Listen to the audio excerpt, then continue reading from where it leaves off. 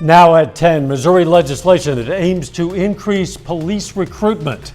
Plus, Kansas Governor Laura Kelly pushes the Department of Revenue to fast-track a plan to provide relief to farmers affected by wildfires. And when you run a Christmas-themed business, what happens when the Christmas season ends? The 4 states' most watched news starts now. A Missouri lawmaker has pre-filed a bill aimed to get more people into the state's police force without any barriers to hold them back. This is KOAM News at 10. KOAM's Bronte Sorotsky spoke with Representative Lane Roberts, who says this could help not only the entire state, but specifically southwest Missouri area. Missouri Representative Lane Roberts knows what it's like to be a police officer in the Show Me State after his time as captain of the Joplin Police Department. The approach that Missouri takes to police academies is a little bit unique in the nation. In most states, there is a police academy, one, and it often has a couple of branch campuses, but it's one academy. Here we actually have nearly 20. Roberts says he's seen people join the police academy not because they necessarily wanted to, but because they had the money to do so. So in any graduating class, you may get 30 graduates, but maybe half of them actually have a long-term future.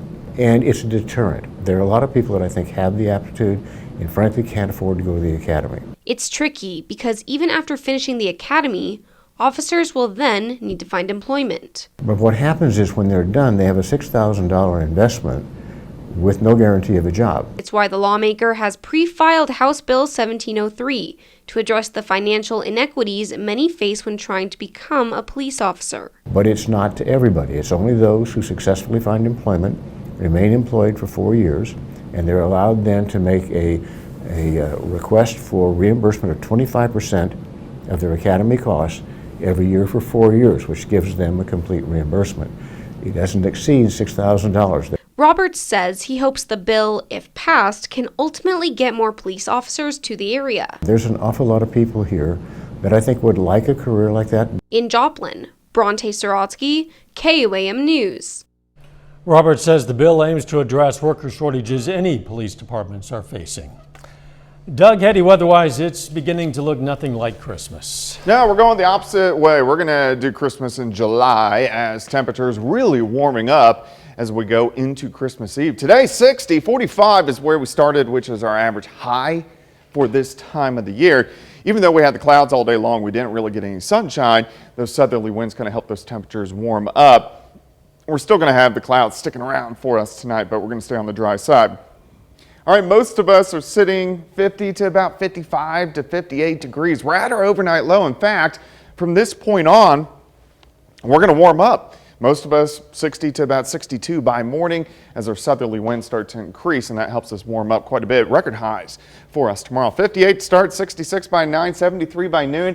High temp, at least 76, maybe 78 to 80. So it's really getting up there tomorrow afternoon. When are we going to see changes? We're going to look at that here in a bit. All right, catch you then. Kansas Governor Laura Kelly today called on the Department of Revenue to extend the sales tax exemption for fencing materials and services to aid in the recovery from this year's wildfires. Just this month, fires burned hundreds of thousands of acres in the western part of the state. The governor said in a statement, quote, "Kansas farmers and ranchers are the backbone of this state, and the devastating wildfires they experienced last week have taken an enormous toll on their livelihoods."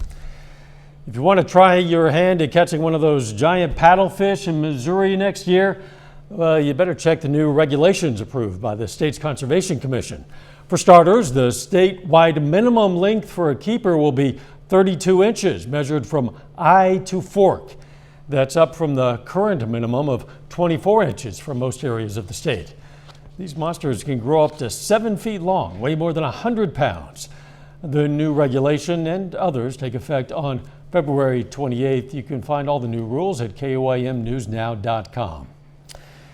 Well, here's a case you don't see every day. A central Missouri man is jailed without bond after allegedly using a crossbow to attack a neighbor. Fulton, Missouri police were called to a home to help a 42-year-old man who had been shot in the abdomen with an arrow from a crossbow. No word on his condition tonight. Investigators say a 63-year-old got into a verbal altercation with the victim before using his crossbow to attack him. A Minneapolis jury has convicted former Brooklyn Center officer Kim Potter on both manslaughter counts after she fatally shot Dante Wright last spring during a traffic stop. Frank Vassalero reports from Minneapolis. We, the jury on the charge of manslaughter in the first degree, find the defendant guilty. Former officer Kim Potter listened as the jury found her guilty of first and second degree manslaughter in the shooting death of Dante Wright. Jurors deliberated for nearly 30 hours in the closely watched trial that drew national attention. Wright's mother thanked the community for their support. Everybody who's been out there that has supported us in this long fight for accountability.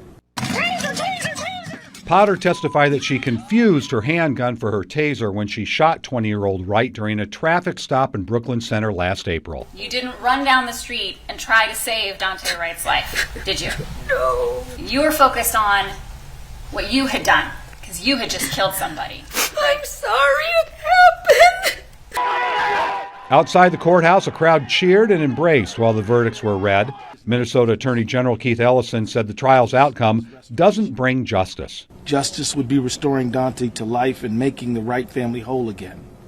Justice is beyond the reach that we have in this life for Dante. But accountability is an important step. Judge Regina Chu revoked Potter's bail, ordering her held at Shakopee Women's Prison until sentencing set for mid-February. Frank Vassalero, CBS News, Minneapolis. Potter faces about 7 years in prison under the state's sentencing guidelines, but prosecutors said they would seek a longer term. Still ahead, a Southwest Missouri family shares a story of loss and the importance of addressing mental health issues. And we'll look at the factors that could increase the risk of a fatal case of COVID-19. Christmas will come without a beloved family member for a Republic, Missouri couple who lost their son to suicide. Tonight, reporter Michael Van Schoik shares their story and their message of families dealing with mental illness.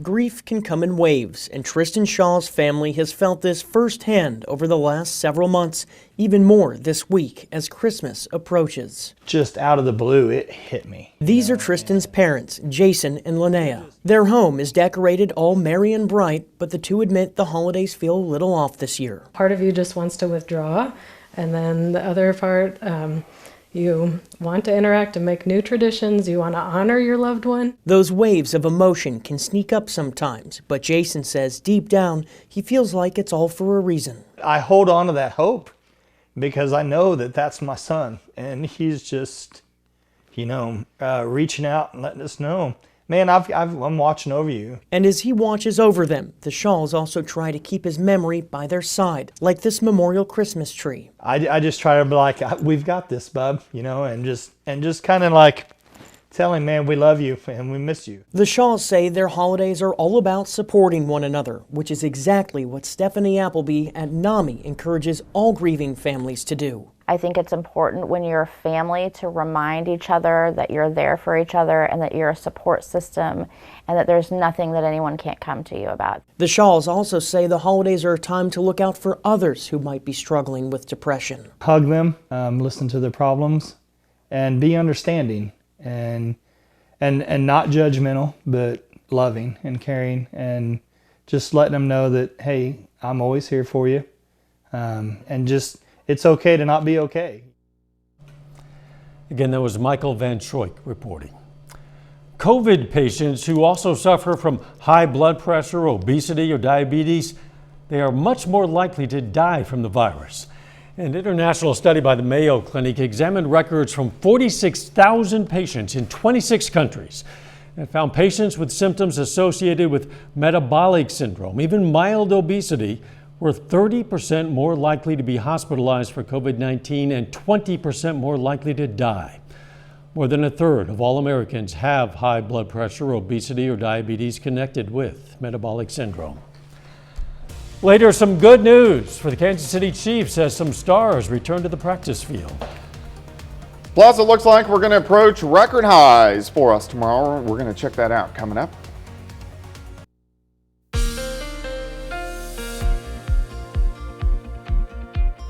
Well, definitely turned out to be a nice day for us today. Even though we didn't have the sunshine, temperature still at 60 degrees, 15 degrees above our average high for this time of the year. We're going to set record highs for us tomorrow, which is kind of crazy. We do have a storm system on Sunday and then numerous storm systems next week. We're still watching for possible snow chances in Arctic air late next week. Of course, you can always get my long-range forecast on my month-long blog. That is KOAMnewsnow.com. All right, looking at December so far. Look at all the red days. These are days above average. You can add one here, you can add one here, you can add one on Sunday, Monday, and Tuesday. Then we'll start to see if we can get that Arctic air pushing in. It's going to get real close by the middle of next week. Looks okay right now. Nice shot, Indigo Sky Casino and Resort. Of course, Indigo is just outside of Seneca, Missouri. Temps, we're at our overnight lows. In fact, we're starting to rise now. Most of us will be 60, if not 62, 63 by morning as these southerly winds continue to increase as we go through the overnight hours. Outside right now, we're sitting at 57. South winds 10 to 15. Humidity kind of high at about 81%. We've had a lot of clouds all day long today, so we didn't really get any sunshine, but there's really nothing underneath the clouds.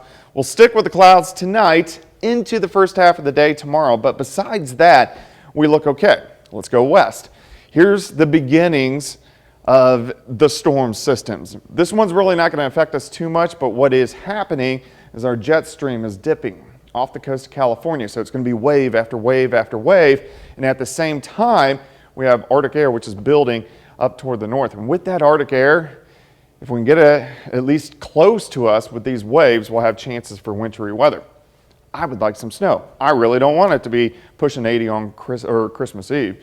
For us tonight, we rise. We'll be in the lower 70s by noon. We'll be pushing 80 during the afternoon. I think most of us 76, 77, 58 to start, 72 by noon. High temp is 76. South winds sustained 15 to 25, but gusts are going to be much higher than that. Clouds increase tomorrow night.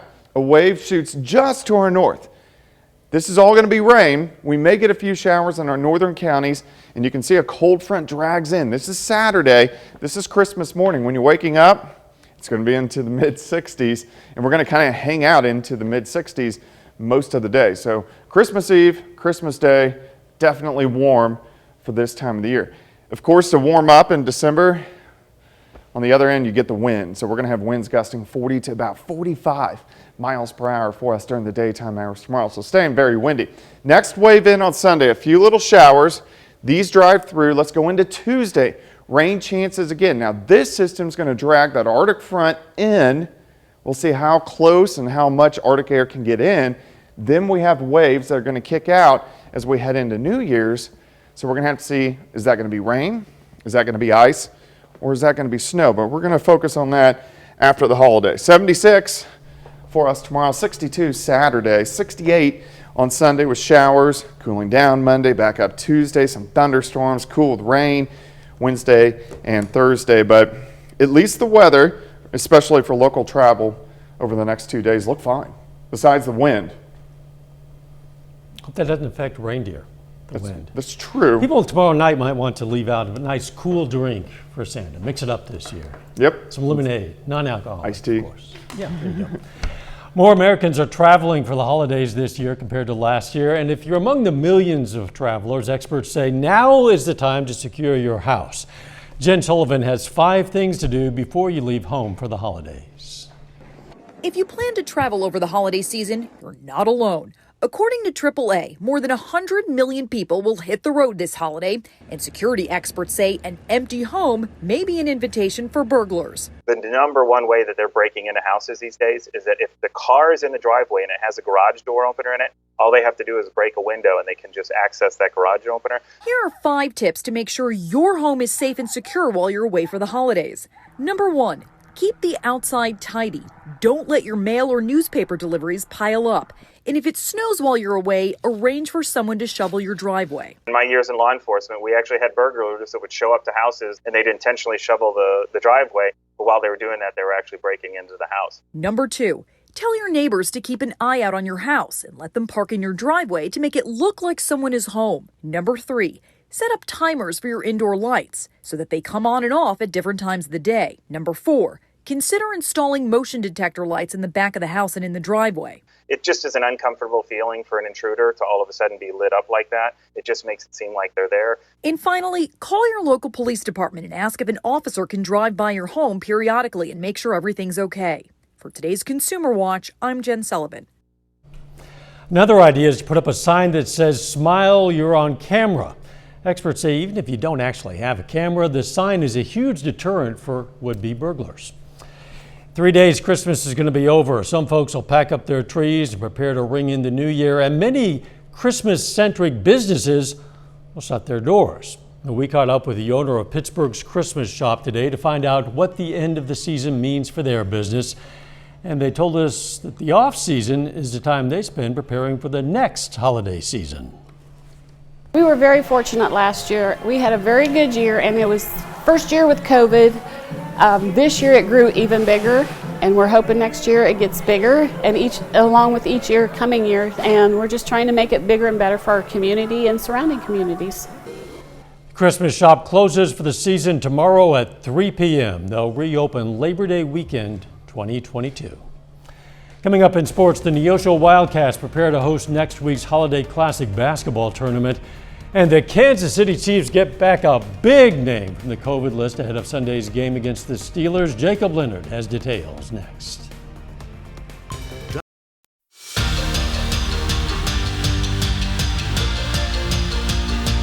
The Neosho Holiday Classic returns to Neosho High School next week with games beginning on Tuesday.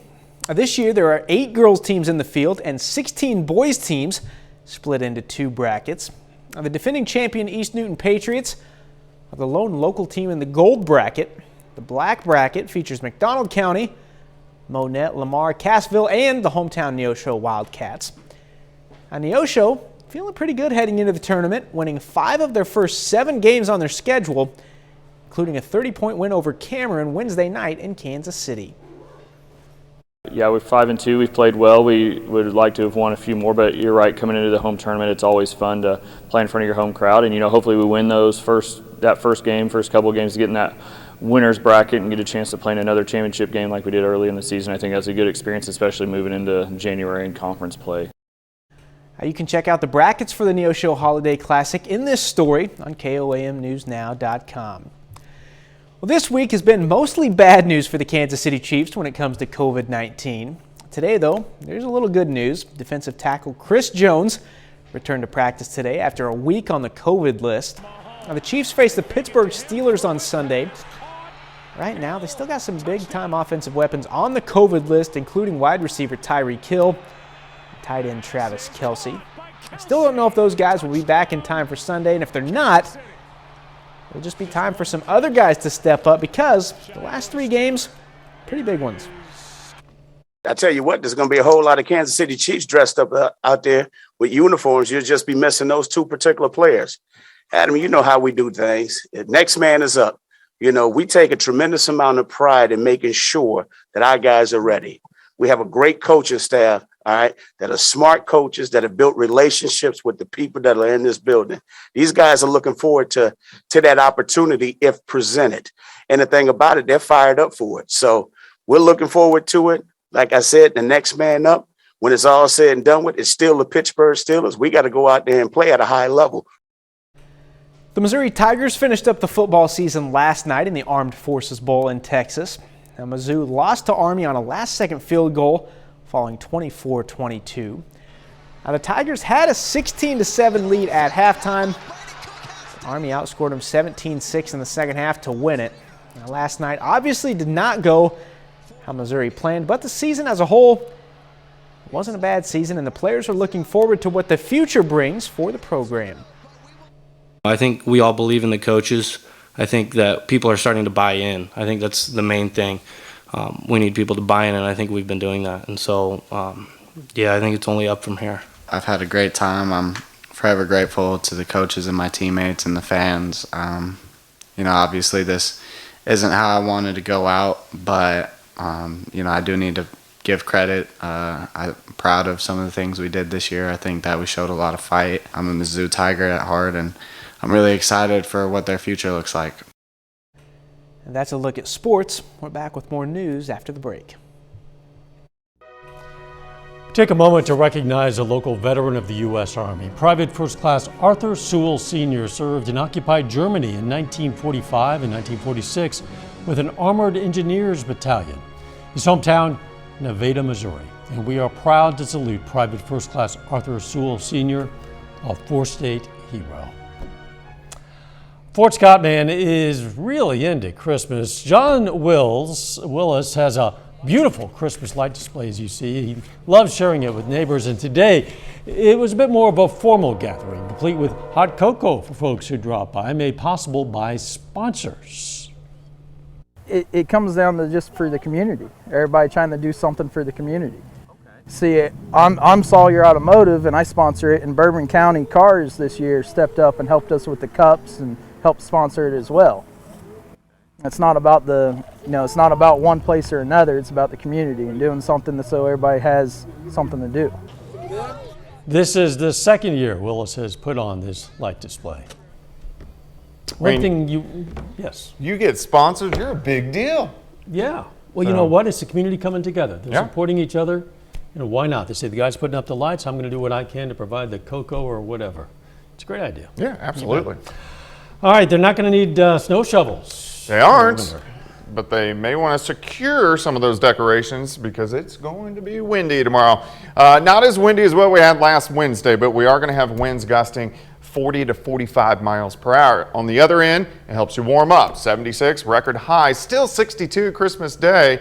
In fact, we'll drop through the day. If you're getting up Christmas morning, you can go sit outside, drink your coffee. It'll be about 65 degrees. Practically ho-ho hot out there. Yep, brown and windy. I guess. Thanks for joining us. Let's make it a great Christmas Eve.